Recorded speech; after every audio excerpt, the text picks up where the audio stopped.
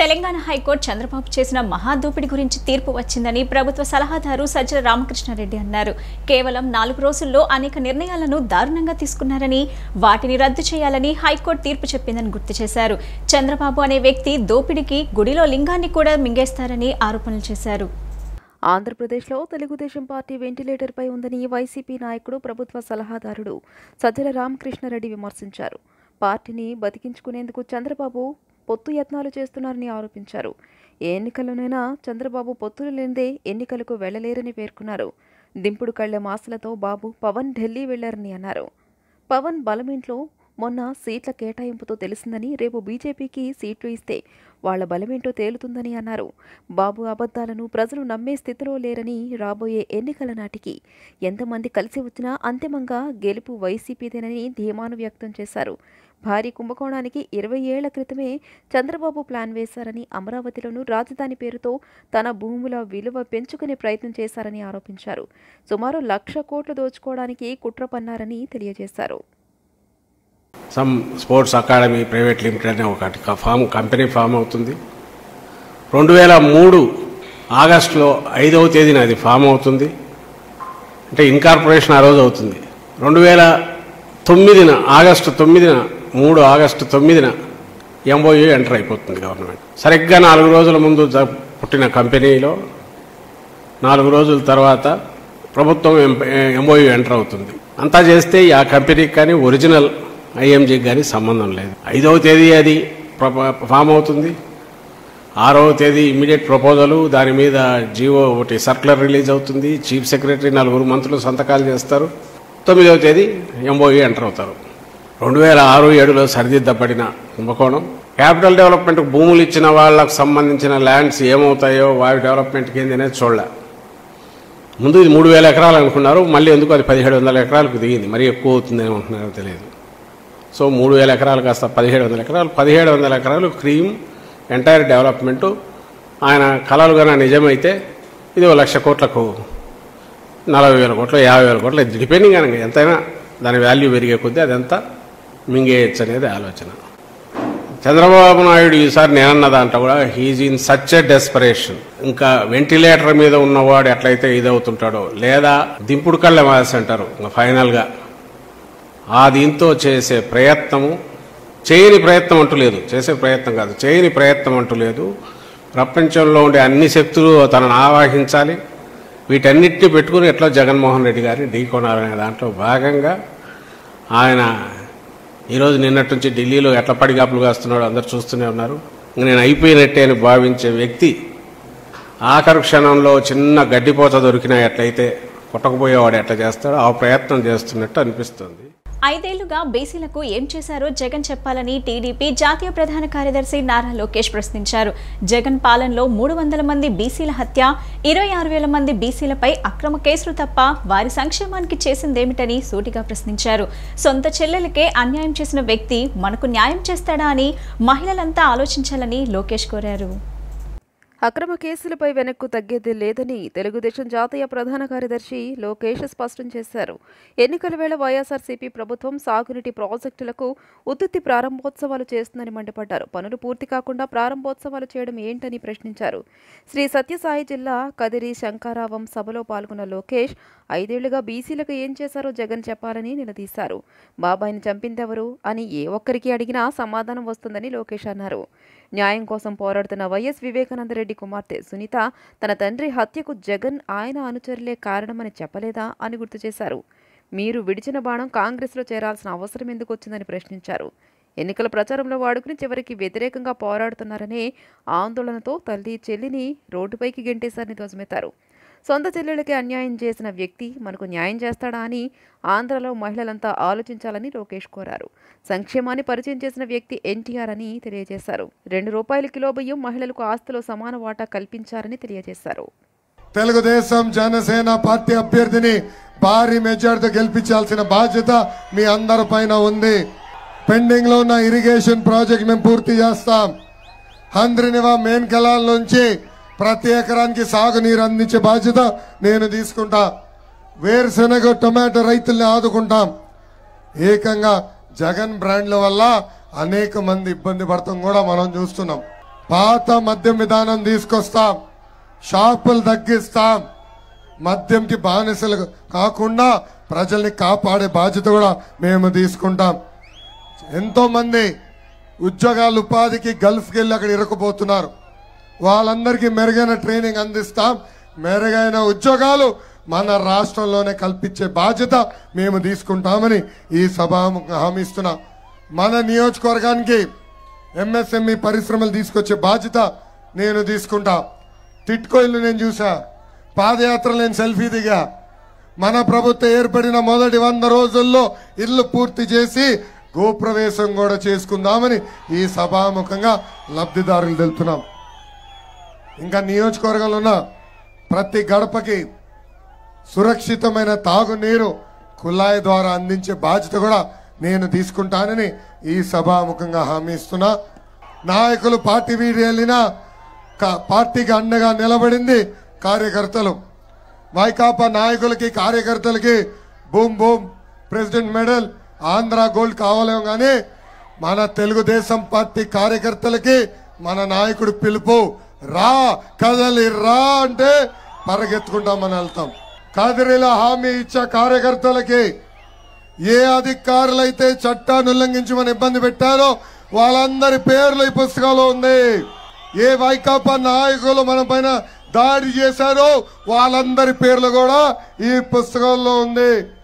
2 నెలలు ఓపిక పట్టండి, మన ప్రభుత్వం వస్తుంది. వడ్డీతో సహా ప్రతిదీ చెల్లించే బాధ్యత నేను తీసుకుంటా. ఎన్నికల ప్రవర్తన నియమావళి అమల్లో ఉన్న సమయంలో పోటీలో ఉండే అభ్యర్థులు, వారి ఏజెంట్లు, రాజకీయ పార్టీల కార్యకర్తలు 50,000కు మించి నగదు, 10,000 కన్నా ఎక్కువ విలువైన వస్తువులను రవాణా చేయడం నిషిద్ధమని రాష్ట్ర ప్రధాన ఎన్నికల అధికారి ముఖేష్ కుమార్ మీనా ప్రకటించారు. పార్టీల స్టార్ క్యాంపెయినర్లు 1,00,000కు మించి నగదు కలిగి ఉండకూడదని స్పష్టం చేశారు. పరిమితికి మించి నగదు రవాణా చేస్తున్న వాహనాలను కూడా ఆ నగదుతో పాటే సీజ్ చేస్తామన్నారు.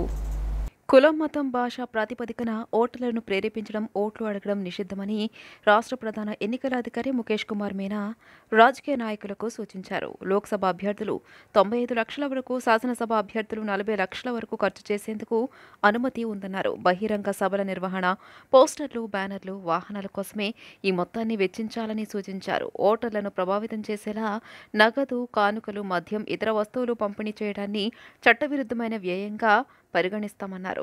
ఎన్నికల వ్యయం కోసం అభ్యర్థులు ప్రత్యేకంగా బ్యాంకు ఖాతా, రోజువారీ ఖర్చుల రిజిస్టర్ నిర్వహించాలన్నారు. పార్టీలు, అభ్యర్థులు చేసే ఎన్నికల వ్యయంపై పూర్తి స్థాయిలో నిఘా ఉంటుందని తెలియజేశారు. ఎన్నికల షెడ్యూల్ ప్రకటించిన వెంటనే నామినేషన్ల ప్రక్రియ ప్రారంభమవుతుందన్న ముఖేష్ కుమార్ మీనా లోక్సభకు పోటీ చేసే అభ్యర్థులు 25,000, శాసనసభకు పోటీ చేసేవారు 10,000 నగదు రూపంలో లేదా ఆర్బీఐ, ట్రెజరీ ద్వారా సెక్యూరిటీ డిపాజిట్ కింద చెల్లించాలన్నారు. చెక్కులు, బ్యాంకు డ్రాఫ్టులు అనుమతించట్లేదన్నారు. ప్రభుత్వ పనిదినాల్లో ఉదయం 11 నుంచి మధ్యాహ్నం 3 గంటల వరకు సంబంధిత ఆర్ఓలు, ఏఆర్ఓలు నామినేషన్లు స్వీకరిస్తారన్నారు. నామినేషన్లు వేసేందుకు వచ్చే అభ్యర్థులు 100 మీటర్ల దూరంలో వారి వాహనాలను నిలిపివేయాలని సూచించారు. మహాశివరాత్రి ఉత్సవాల్లో భాగంగా ఇంద్రకీలాద్రిపై గంగా పార్వతీ సమేత మల్లేశ్వర స్వామికి కళ్యాణోత్సవం కన్నుల పండుగగా నిర్వహించారు. ఆదిదేవులకు కళ్యాణం మంగళ వాయిద్యాల నడుమ వేద మంత్రాలతో ఘనంగా నిర్వహించారు. శాస్త్రోక్తంగా నిర్వహించిన ఆది దంపతుల దివ్య కళ్యాణంలో భక్తులు పాల్గొని తరించిపోయారు. మహాశివరాత్రి ఉత్సవాలలో భాగంగా గంగా పార్వతీ సమేత మల్లేశ్వర స్వామికి కళ్యాణోత్సవం నిర్వహించారు. ఈ ఉత్సవం కన్నుల పండుగగా జరిగింది. దుర్గా మల్లేశ్వర స్వామి దేవస్థాన వేద పండితులు శాస్త్రం ప్రకారం అర్ధరాత్రి 12 దాటిన తర్వాత ప్రారంభించారు. ఈ క్రతువును వీక్షించడానికి భక్తులు అధిక సంఖ్యలో పాల్గొన్నారు. ఆలయంలోని రాజగోపురం ఎదురుగా ధర్మపదం కళావేదికపై నిర్వహించిన ఈ కళ్యాణోత్సవంలో దేవస్థాన పాలక మండలి చైర్మన్, సభ్యులు, ఈవో పాల్గొన్నారు. ఈ కార్యక్రమానికి ముందు మృత్తికాలింగాభిషేకాలు నిర్వహించారు. మల్లేశ్వరాలయంలో వేద పండితుల మంత్రోచ్చరణ నడుమ శివలింగానికి మహాన్యాసపూర్వక రుద్రాభిషేక కార్యక్రమం చేశారు. అనంతరం ఉత్సవ మూర్తులను కళ్యాణ వేదికపైకి మంగళ వాయిద్యాలతో ఊరేగింపుగా తీసుకెళ్లారు. మల్లేశ్వర స్వామిని వరునిగా, గంగా పార్వతీదేవులను వధువులుగా అలంకరించారు. అనంతరం ఆదిదేవులకు కళ్యాణం మంగళ వాయిద్యాల నడుమ వేద మంత్రాలతో ఘనంగా నిర్వహించారు. శాస్త్రోక్తంగా నిర్వహించిన ఆది దంపతుల దివ్య కళ్యాణంలో భక్తులు పాల్గొని తరించిపోయారు. అర్ధరాత్రి సైతం ఆలయంలోనే ఉన్న భక్తులు కళ్యాణ క్రతువును వీక్షించారు. ప్రతి ఏడాది నిర్వహించినట్లే ఈ సంవత్సరం ఉత్సవాలను ఘనంగా శోభాయమానంగా నిర్వహించారు. शुभं भवतु काश्यपादसारणै ध्रुवत्रयार्षे प्रवरान्धकाश्यपसगोत्रस्य दुर्गानाम्नीं कन्यां गङ्गानाम्नीं कन्यां चतुस्सागरपर्यन्तं गोब्राह्मणेभ्यः शुभं भवतु नमः पार्वतीपतये हर महादेव माङ्गल्यतन्तुनानेन लोकरक्षणहेतुना कण्ठे भद्रामि शुभगे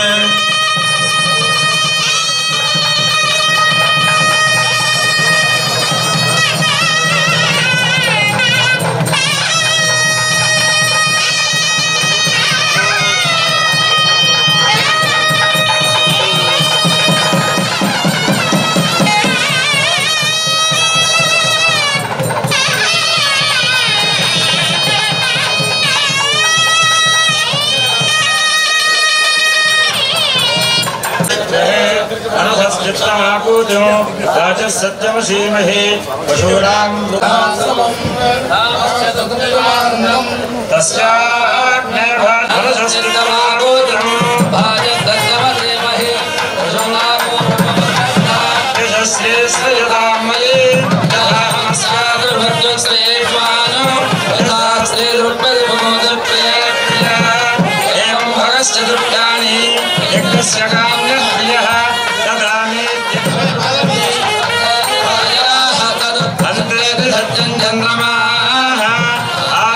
सत्यमोमिति आवस्तत् सत्यमाभरणम्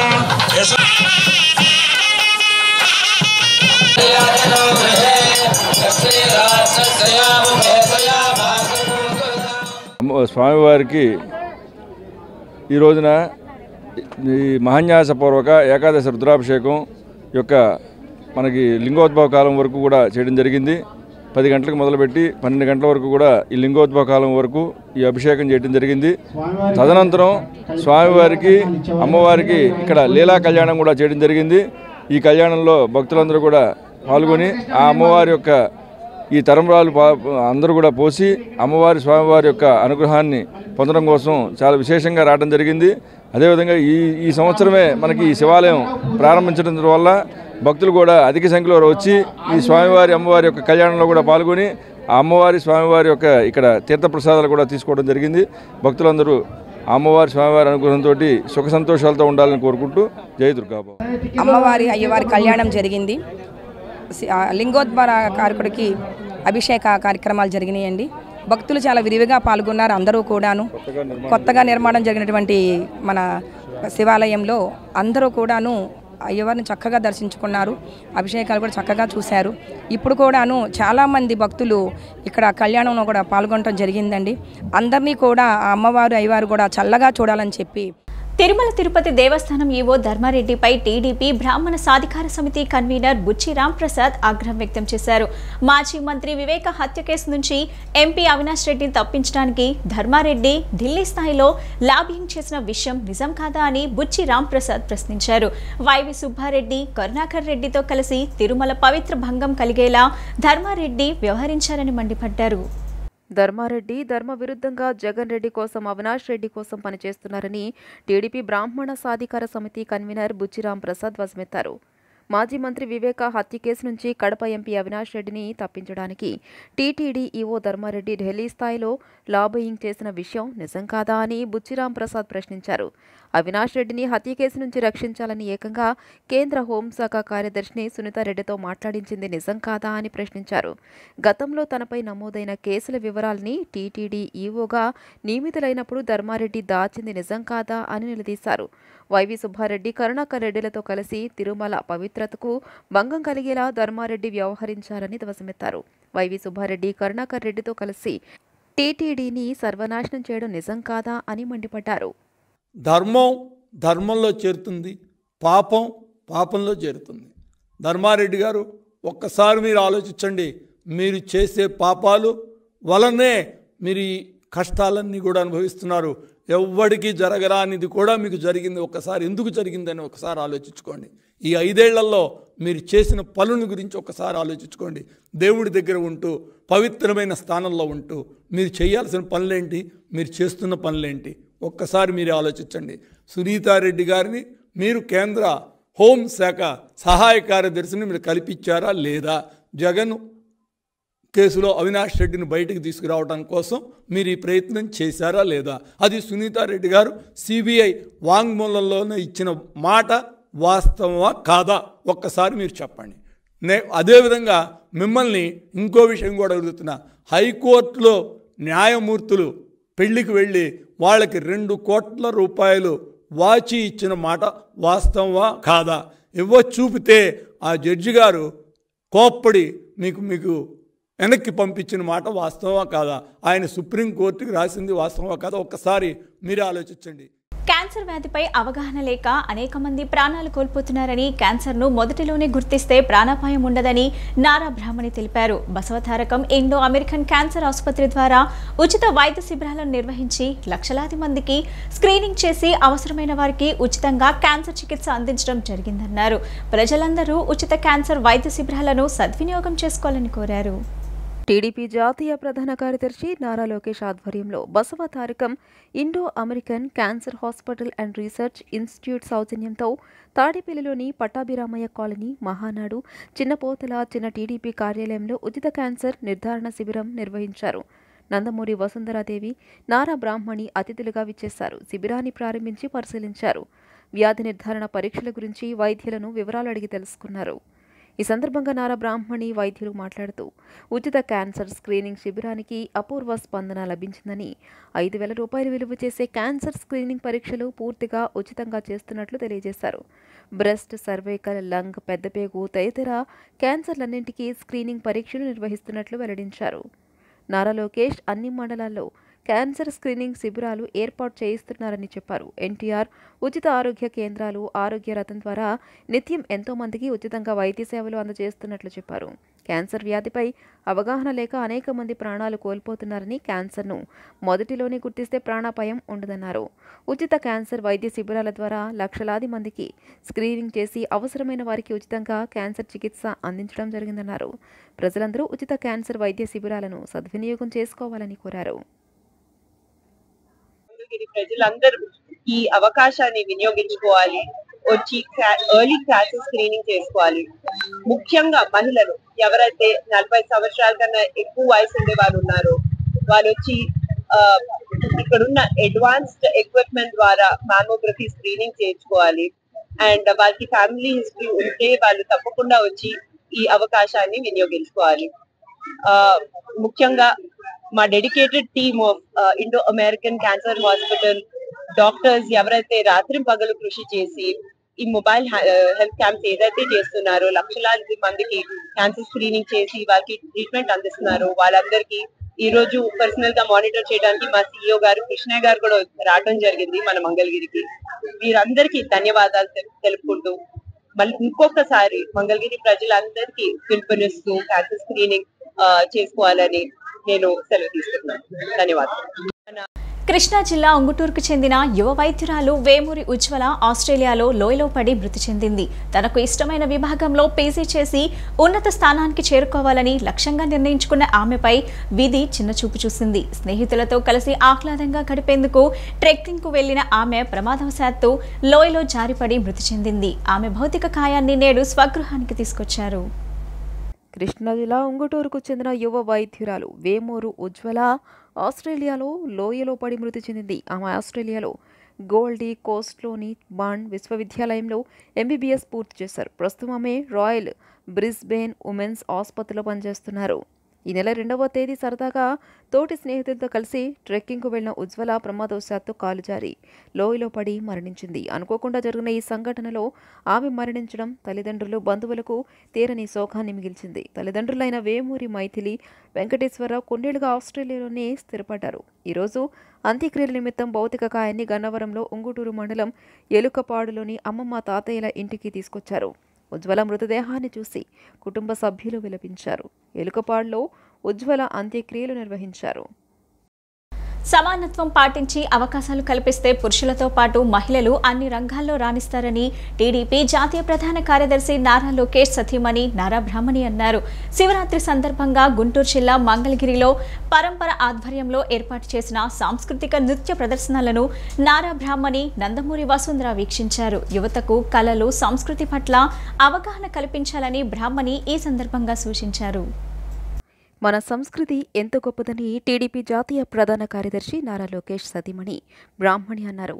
మంగళగిరి లక్ష్మీ నరసింహస్వామి ఆలయం వద్ద పరంపర ఫౌండేషన్ సహకారంతో నిన్న ఏర్పాటు చేసిన నృత్య ప్రదర్శన కార్యక్రమానికి నందమూరి వసుంధరాదేవితో కలిసి ఆమె ముఖ్య అతిథిగా హాజరయ్యారు. ఇరువురు జ్యోతి వెలిగించి కార్యక్రమాన్ని ప్రారంభించారు. ఈ సందర్భంగా ఆమె మాట్లాడుతూ తాత ఎన్టీఆర్ పౌరాణిక సినిమాలు చూస్తూ మన సంస్కృతిపై కొంతమేర అవగాహన తెచ్చుకున్నానని, భావితరాలకు మన సాంప్రదాయాల విలువను తెలియజేయాల్సిన అవసరం ఉందన్నారు. శివరాత్రి మహిళా దినోత్సవం ఒకే రోజు జరుపుకోవడం ఆనందదాయకమని, ఇది అర్ధనారీశ్వర తత్వానికి ప్రతీకగా తాను భావిస్తున్నట్లు చెప్పారు. ఈ సందర్భంగా శివతాండవం, అమ్మవారి లాస్యాన్ని కలగలిపి ఢిల్లీకి చెందిన త్రికాయ డాన్స్ బృందం చేసిన నృత్య రూపకం ఆకట్టుకుంది. మహిళలు అధిక సంఖ్యలో తరలివచ్చారు. మీరందరూ చాలా ఉత్సాహంగా ఈ ప్రోగ్రామ్ ని చూడడానికి వచ్చారు. ఇక్కడున్న మహిళలందరికీ మహిళా దినోత్సవ శుభాకాంక్షలు కూడా. శివరాత్రి వేడుకలు మరియు మహిళా దినోత్సవం ఒకటే రోజు జరుపుకోవటం చాలా గొప్ప విషయం. ఎందుకంటే శివుడు మహిళలకి చాలా ప్రాధాన్యత ఇచ్చే దేవుడు. మనం చూసుకుంటే శివుడు పార్వతీదేవిని కూడా తనతో చాలా సమానంగా చూసుకుంటారు. అదే కాకుండా శివపార్వతులు శారీరకంగా ఒకటే అయ్యారు. అందుకే శివరాత్రి మరియు మహిళా దినోత్సవం ఒకటే రోజు జరుపుకోవటం నాకు చాలా ఆనందంగా ఉంది. అది కూడా మన మంగళగిరిలో, మన లోకేష్ గారి మంగళగిరిలో జరుపుకోవటం.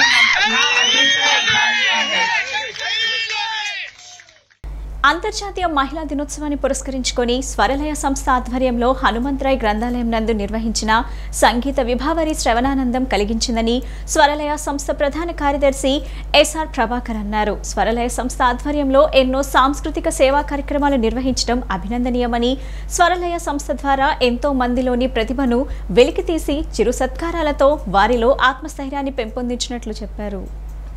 స్వరాలయ సాంస్కృతిక సేవా సంస్థ ఆధ్వర్యంలో అంతర్జాతీయ మహిళా దినోత్సవం సందర్భంగా విజయవాడ గాంధీనగర్లోని హనుమంతరాయ గ్రంథాలయం నందు నిర్వహించిన సినీ సంగీత విభావరి మధురంగా సాగింది.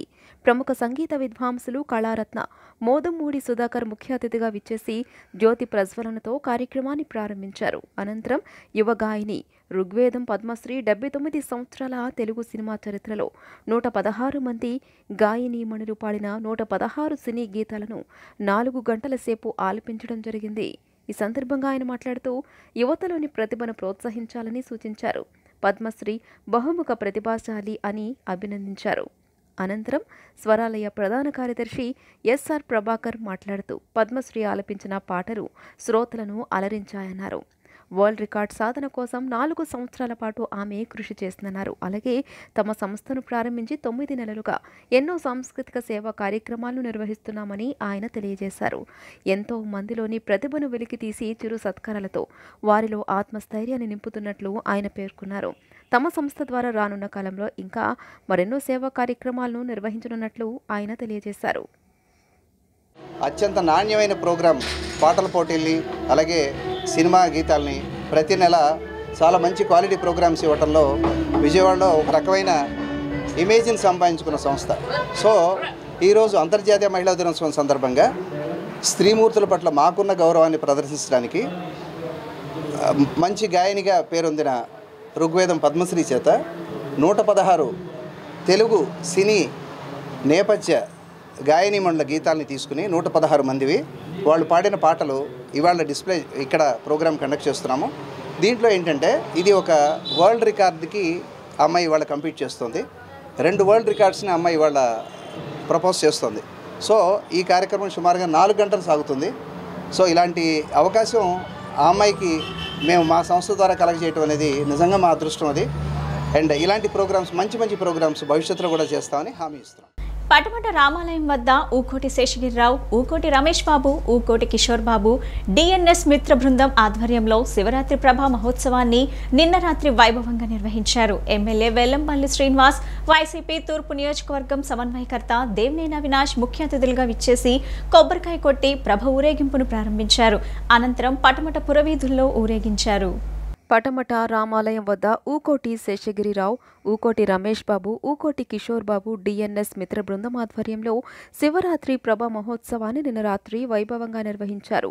మిరుముట్లు గొలిపే విద్యుత్ దీప కాంతులతో రూపొందించిన ప్రభను ఎడ్ల బండిపై ప్రతిష్ఠించారు. ఊకోటి శేషగిరిరావు, ఊకోటి రమేష్ బాబు, ఊకోటి కిషోర్ బాబు కుటుంబ సభ్యులు పూజా కార్యక్రమాలు నిర్వహించారు.